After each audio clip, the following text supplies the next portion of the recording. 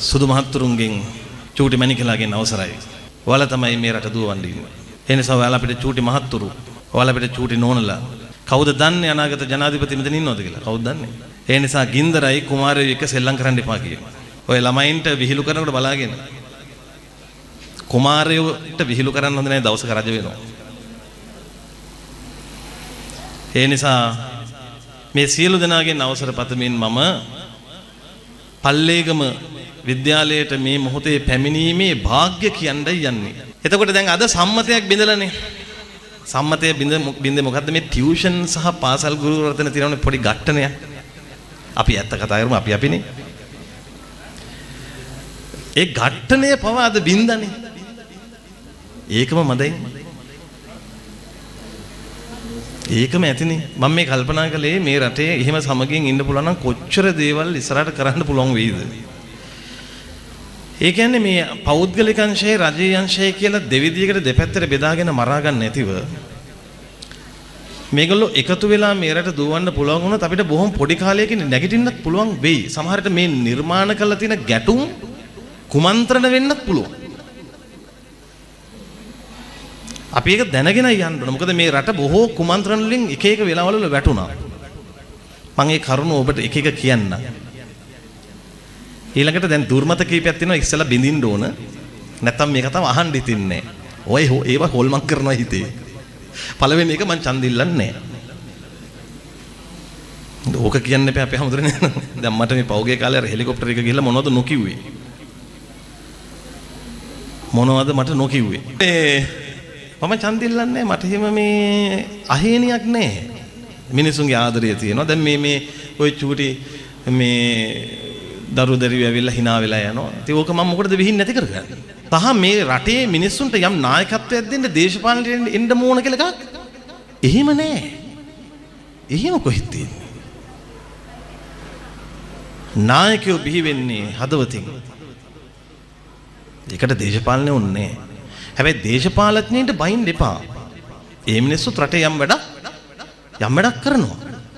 දැන් අර අපි අර බනින්න ඕන දෙයටයි එපා දෙයටයි ඔක්කොටම තලන්න ගත්තාම අර කම්මලේ බල්ලා වගේ වෙනවා. දැන් මෙතන චූටිම ළමයි නැති නිසා මම මේ ටිකේ අර මේ දැන් ටිකක් ආందోලනාත්මක පැතිකඩකුත් තියෙන නිසා මම කියනවා දැන් මේ මුතුගල සර් ප්‍රජනනයේ පාඩම ගන්නවා කියලා ප්‍රසිද්ධ කතාවක් තියෙනවා. දැන් හාමුදුරනේ මම ජීව විද්‍යා ගුරුවරයෙක්. ඒතර මගේ තියෙන ලොකු ඒකකයක් කොටසක් තමයි මානව ප්‍රජනනය. ඒක ඉතින් මම මේ පාඩම වශයෙන් තියරි ළමයින්ට උගන්වන්න ඕන.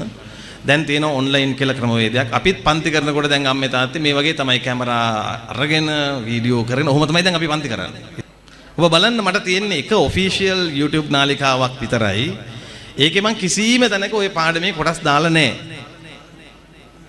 ඒ දාලා නැත්තේ මං දන්නවා ඔය පොඩි ළමයි බලනවා. මොකද පොඩි ළමයාට පොඩි ළමයා කියලා කාලයක් තියෙන්න ඕන. දැන් අධ්‍යාපන ප්‍රතිසංස්කරණය ගැන කතා වෙනවනේ. ප්‍රතිසංස්කරණයක් ඕන. ඒක එපා නෙමෙයි. කවුරු හරි එපා කියනවා නම් ඒක වැරදි. ප්‍රතිසංස්කරණයක් ඕන. හැබැයි හරි එකක්.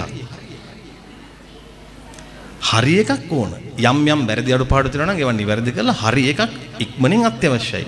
ඒතකොට ඒකෙදී අත්වැරදීමකින් හරි මොන හරි ප්‍රශ්න වෙනව නම් ඒවා නිවැරදි කරගන්න ඕනේ. මිනිස්සු අතින් වැරදි වෙනවා. වැරදි නිවැරදි කරගන්නත් ඕන. වැරදි වලට සමාව දෙන්නත් ඕන. එකම වරද නැවත නොවෙන්නත් ඕන. ඒ හැමදේම ඕන. එතකොට මේ ලොකු කලබගෑනියක් තියෙනවනේ ළමයින්ට මේ ප්‍රජනක සෞඛ්‍ය දැනගන්න ඕන. ඒගොල්ලන්ට කියලා දෙන්න ඕන. මේ දෙමව්පියන්ට මන් දෙයක් කියලා යන්නම්.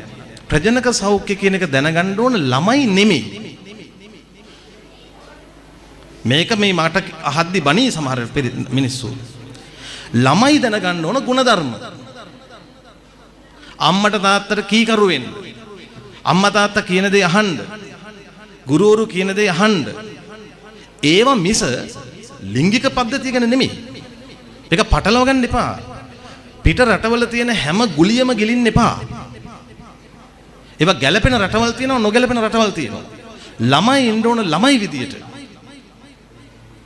ප්‍රජනක සෞඛ්‍ය දැනගන්න ඕන. ප්‍රජනක සෞඛ්‍ය දැනගන්න උවමනා කාලයේදී නොමේරු හිත්වලට මේක දීලා බෑ. මම ඒකයි මේ කතාව කියන්දීම කලින් පටන් ගත්තේ. එතකොට දැන් පෙරලා මගෙන් ප්‍රශ්න ඇසිය හැකි. එහෙනම් ඔබතුමා උගන්වන්නේ. මම උගන්වන්නේ ඒ නිසි වයසේ ඉන්න අයට.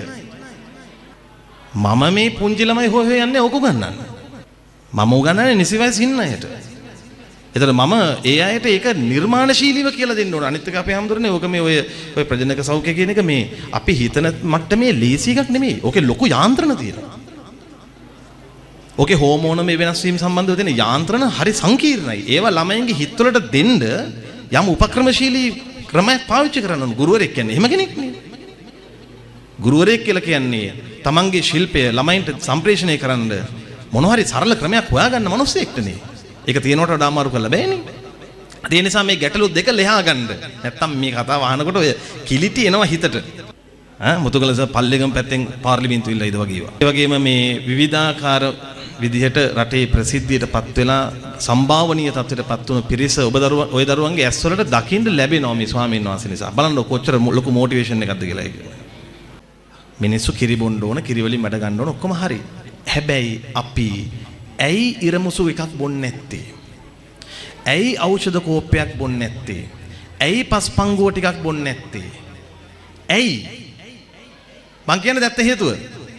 ගොඩයෝ කියලා ටැග් ලයින් එකක් වදිනවා. ඔන්න જાතියක් විදිහට අපි ගෙවන කරුමේ. ගොඩයෝ ඉන්න තියෙන අකමැත්තට අපි ඒව ගන්නෑ. ළමයි ඔය ගොඩයෝ කියන ටැග් ලයින් එක දැම්මෙත් සුද්ධම තමයි. ඔයාලා දන්නවද? ඉස්සර බීවේ මිනිස්සු කැඳ පුදුම හයියක් තිබ්බා. පවුලේ 10 15 දෙනා ළමයි පිරිමින්ට පුරුෂ ශක්තිය දුන්නා. ඔය වැල් පෙනලා රොමෙව දාලා හොඳ පුරුෂ ශක්තියක් තිබුණා. පෞරුෂවාදී පිරිමි හිටියා. මෙහෙම කිව්වේ නෑ. අනේ සුදු නෝනා ඔයා හින්දා තමයි මම මගේ ජීවිතේ දිනන්නේ. ඔයා නැත්තම් මගේ ජීවිතේ අනේ මට වැඩක් නෑ සුදු නෝනා. ඔයා තමයි මගේ හැමදේම. ඔයා තමයි මාව වැදගෙන ඉදකින්. ඉදකින්. මොක්කුද මේ?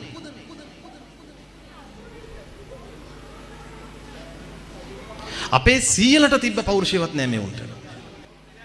ඉතින් ඌට දැන් කවන්න ඕන, පොවන්න ඕන, උදේ කියන්න ඕන ඔයා මේක කරන්න ඕන කියලා.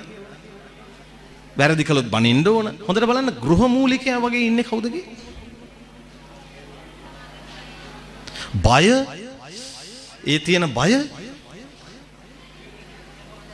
අනිත් එක ලැජ්ජ නැතුව මෙහෙම කියනවනේ. දැන් පිරිමින්ට කියනවනේ කසාද බඳින්න එපා.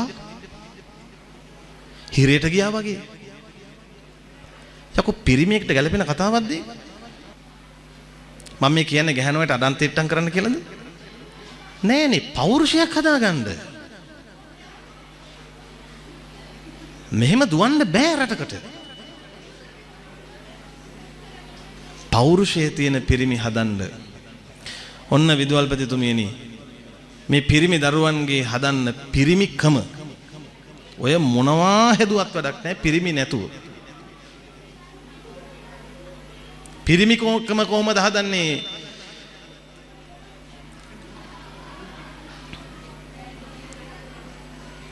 දැන් පිරිමි ගැන හිතලා බෑනේ. පිරිමිකම නම් පිරිමින්ට හිතෙන්න ඕන තමන් කවදා හරි ගැහණු කෙනෙක් කසාද බඳලා ගැහණියක් පෝෂණය කරනවා කියලා. දැන් ඒ වුණාට දැන් සමාජයේ යන්න හදන්නේ කොයි පැත්තටද? ඒතර මේවද අපි උගන්වන්න ඕන ළමයින්ට? ඒකේ කොහෙද පිරිමියෙක් හැදෙන්නේ? ඒ නිසා මේ විනාශ කාලේ විපරීත වෙලා තියෙන බුද්ධි ටික ඔබ වහන්සේලා ටිකක් නිවැරදි කරන්න පොඩි දතක් කණ්ඩ වෙනවා අපේ හැමදෙරේ. ලේසි නෑ. මොකද අපේ උන්ට නම් හොදක් අහන්න ලේසි වෙන්නේ නැති නිසා ටිකක් මේක අමාරු කාර්යයක් වෙයි. හැබැයි එකක් මේ රටේ සිංහල බෞද්ධ බලය එහෙම මැරිලා නෑ. මේ රටේ මේ යහපත කතා කරන මිනිස්සු වලකජ්ජ ගහලා නෑ. ස්වාමීන් වහන්සේලා වෙනුවෙන් කතා කරන ස්වාමීන් වහන්සේලාට තමන්ගේ ප්‍රාණ වායුව දෙන ඒ මිනිස්සු තාම ජීවමානව ඉන්නවා. ওই දරුවෝ ඒ ජීවමාන දාමේ පුරුක් වෙන්න ඕන. ඔය වගේ පෙන්දො නොවි හැදිලා නැහැ. ඉතින් ඒ නිසා මේ දරු පරම්පරාව ලෙඩ වෙනවා, මේ දරු පරම්පරාව මිටි වෙනවා, මේ ළමයි කුදු වෙනවා. මේක වහාම හදන්න මම කිව්වේ ප්‍රතිසංස්කරණයක් ඕන. ඒක නරක නෑ. හරි විදියට කරන්න. හරි විදියට කරන්න. දැන් මේ පොත් ගොඩාක් අරගෙන යනවා. යන්නේ නැද්ද? අර බෑග් එකේ මේ ළමයාගේ බරට වඩා පොත් තියෙනවා. මේ පොත් ටික ගන්න දැන් අර බෑග් එක පිටිපස්සට බලය යොදද්දී ඊට සමාන ප්‍රතිවිරුද්ධ බලයක් ළමයා යොදන්න ඕන මෙහෙම. ඒතකොට ළමයාගේ පේශි නිතර ඒ පැත්තට හැදෙනවා. ඒ නිසා හොඳට බලන්න ඔය බාල පන්තිවල ළමයින්ගේ කොඳු කුදුයි. මට මතකයි අපේ අප්පච්චි මගේ උරේසෙන් මෙහෙම අල්ලලා මෙහෙම ඇද්දා පිටිපස්සේ. හිටපන් කෙලින් කියලා. ඊට පස්සේ ආයෙත් මම ඉතින් ඊට පස්සේ ආයෙ මෙහෙම වෙනවනේ. බලුණකොට වගේ. ඊට පස්සේ බැරිම තැන මාව යවුවා කැඩෙට් කරන්න. දැන් කැඩෙට් බෑන්ඩ් එක දැක්කෙද්දි මට මතක් වුණා ඒක. ඊට පස්සේ අපිත් ඔය හර්මන් ලෝස් ඉන්නවනේ. අපි ගිහින් තියෙනවා. ඊට පස්සේ කැඩෙට් වලින් තමයි මගේ කොන්ද හැදුනේ. මිනිස්සෙක් උනේ. ඊට පස්සේ ටික ටික දැන් මේ පපුවට කලින් බඩ එන බව ඇත්ත. ඒ ඉතින් අර කන බොනේම තමයි. ඒ ඉතින් ඒව තමයි. දැන් අපිටත් මේ උගලෙන් ගැලවෙන්න නැහැ. ඉතින් දැන් අපි හැමදෙරේ දැන් අපි කොහෙට හරි ගිහිල්ලා හදිසියෙ කෑමකට නැවතුනාම ඉතින් ඒ කඩවල අපිට මේ පෝෂ්‍ය පදාර්ථ තියෙන පෝෂදායි සිංහල ආහාර වට්ටුරු නෑනේ. ඒකට ගැති. දෙවියන් වහන්සේට යදිනවා. මුළු බටහිරම දෙවියන් වහන්සේට ආදරෙයි. පොඩ්ඩ බැරි වෙච්ච ගමන් මේ මිනිස්සුගේ කටේ තියෙන්නේ oh my god. එංගලන්තේ ජාතික ගීය තියෙන්නේ God save the king.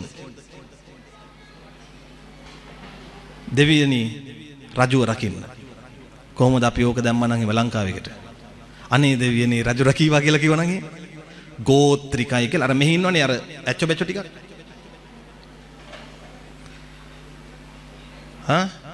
ගෝත්‍රිකයෝ ගොඩයෝ මේ දැන් මේවට නම් අපි හැමදෙරනේ බය වෙලා හරියන්නේ නැහැ මේ විදිහට. දැන් අර කතෝලික ක්‍රිස්තියානි අය ගිහිල්ලා අර පාස්ටර්ලා හම්බෙලා ලෙඩ හොඳ කරගන්නවා. ඒවට වැරදි කියන්න බෑ අපේ හැමදෙරනේ අපිට. ඒ මිනිසුන්ගේ අයිතිය. අපේ උන්නෝ ගියා කියලා ඒ මිනිස්සු මොනවා කරන්නද? අපේ අය දෙවියෝ අවිශ්වාස කළා කියලා මේ මිනිස්සු මොනවා කරන්නද?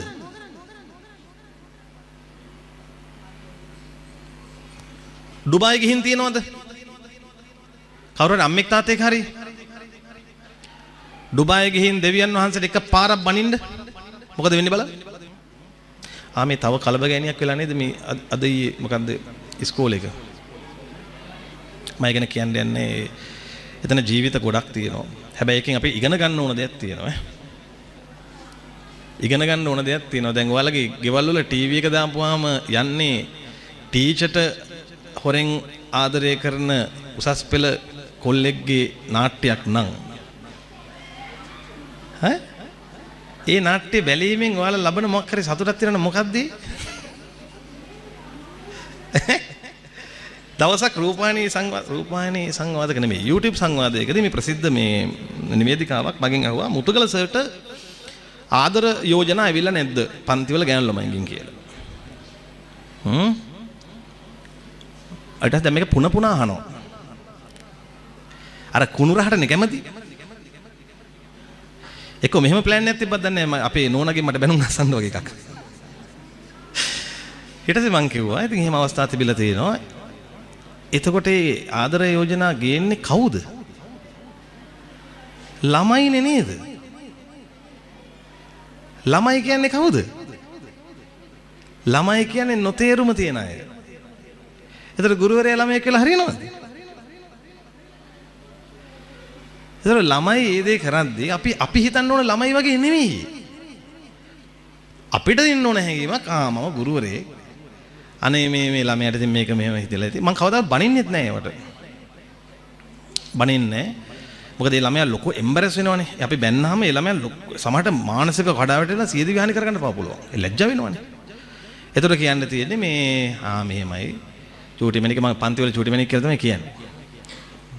චූටිමණික වා මේක හිතන්න තු හොඳට ඉගෙන ගන්නකෝ වැඩි කරගන්නකෝ ඉස්සෙල්ලා. ළමයාට බලාපොරොත්තුවක් දෙන්න ඕන. සර් මට හරි දුකයි මට යාගේ නම්බර් එක ඩිලීට් කරන්නත් බෑ. මට යව නිතර මතක් වෙනවා මට අවවාදයක් දෙන්න.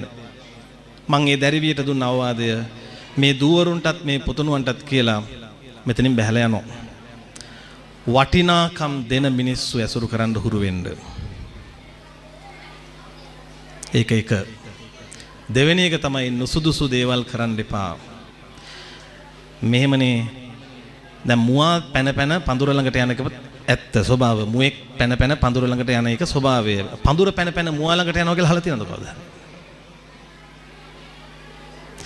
මේ වගේ අනිත් පැත්ත වෙන්න ගියාම ඔන්න ඔය වගේ ප්‍රශ්න එන්න පුළුවන්. තුන්වෙනි දේ තමයි කැතයි කිව්වොත් ලස්සන වෙලා පෙන්වන්න.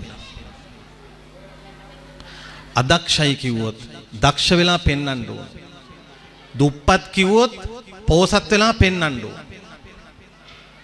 අභියෝගයට බාර ගන්න ඕන මයි පුතාලා. මේවට නම් පස්ස ගහන්න එපා. මෝඩයි කිව්වොත් බුද්ධිමත් වෙලා පෙන්වන්න. නෑ කිව්වොත් තියනවා කියලා Tamanට තියෙන කාලයක් හදාගෙන එක පෙන්වන්න. අපේ රටට දුප්පත්තු ඇති දැන්. මහන්සි වෙන්න. මේක ඔයාලගේ රට. මේක ඔයාලගේ අනාගතය. දැන්වත් පින් සිද්ධ වෙයි. බෙදෙන්න එපා. දැන්වත් බෙදෙන්න එපා. මොකද අපිට ආයේ කාලයක් අනාගතේ නැහැ. ඒ නිසා වැඩිහිටි પરම්පරාවට මම ආදරෙන් කියනවා ඔබ නොදන්නව වුණාට ඔබ අප්ඩේට් නැති වුණාට විශාල කෝලම් ගොඩක් මේ කාලේ යමින් තියෙනවා. ඔබට මේ වගේ අනිසි විපාක තව අවුරුදු 10 යන්න මත්තෙන් දැනගන්න පුළුවන්. ඒ නිසා නිකන් හිස් කණ්ණාඩි දාගෙන දේශපාලනේ විතරක් ඔළුවේ තියාගෙන මෝඩයෝ වගේ නම් ඉන්න එපා. ඔබට දරුවා අහිමි වෙනවා.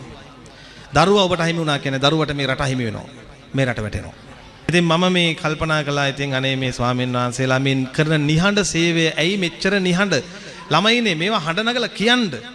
අපිට මේ හාමුදුරුවෝ මෙහෙම කරන උදව්. අපිට මේ හාමුදුරුවෝ මෙහෙම කරන උදව්. දැන් මේ ලැජ්ජ නැතුව කියනනේ පන්සල් වල තියෙන එළියට බෙදන්න කියලා. මේ බෙදන්නේ තව මොකද පින් කැටෙත් කඩලා දෙන්නද? ඒතර හිඟන්නොද මේ දායකයෝ කියන්නේ? පන්සලෙන් කණ්ඩ බලාගෙන ඉන්නේ. පන්සල් පෝෂණය කළා සුරක්ෂිත කරලා විහාරාරාම ගොඩනගලා ඒ කාලේ මොනවද? අගත අනගත මේ චතුතිස සගස දිනේ කියලා දුන්නේ. අතීත අනාගත සිව්දෙසින් වඩන මහා සංඝරත්නය උදෙසා වෙන්කොට තබෙමි පූජා කරමි කියලා ඉස්සර ගිහියෝ දුන්නේ. දැන් පන්සලෙන් බැයිද දෙන්න? මේ හිඟන්නෝ කියන කතා අහන්නත් එපා ඔයගොල්ලෝ. සංඝයා වහන්සේලා පෝෂණය කරන්න. ජීවිත වර්ණවත් කරගන්න. ඉංග්‍රීසි ටික හදාගන්න. IT පැත්ත දැනගන්න. මට සතුටු හිතුණා අර කම්පියුටර් ලැබ් එක දැක්කම. අනාගතය උදෙසා සැලැස්මකතව වැඩ කරන්න. මේ මෝරන්න කලින් මේරු වැඩ කරන්න නැතු ඉන්න. ඊර්ෂ්‍යාව අඩු කරන්න. පැත්තකින් තියන්න. තියෙන මිනිහට හූල්ලන්න නැතු ඉන්න. තියෙන මිනිහට උදව් කරන්න. ඒ මනුස්සයට දිරි දෙන්න. ඔදරුවන්ගේ ජීවිත වාසනාවන්ත වේවා. හැදූ වැඩූ දෙමව්පියන්ට පින් සිදු වේවා. මෙතන ඉන්න දෙමව්පියන් දීර්ඝායුෂ ලබත්වා. මහා සංඝරත්නය නිදුක් නිරෝගීව බොහෝ කල් චිරජීවනයේ ලබත්වා. මේ ශාසනය සෝභමාන කරන්න ඔබ වහන්සේලාට සියලු වෙර වීරිය ලැබේවා. පින්වත් මෑණියන්ට නිදුක් නිරෝගී දීර්ඝායුෂ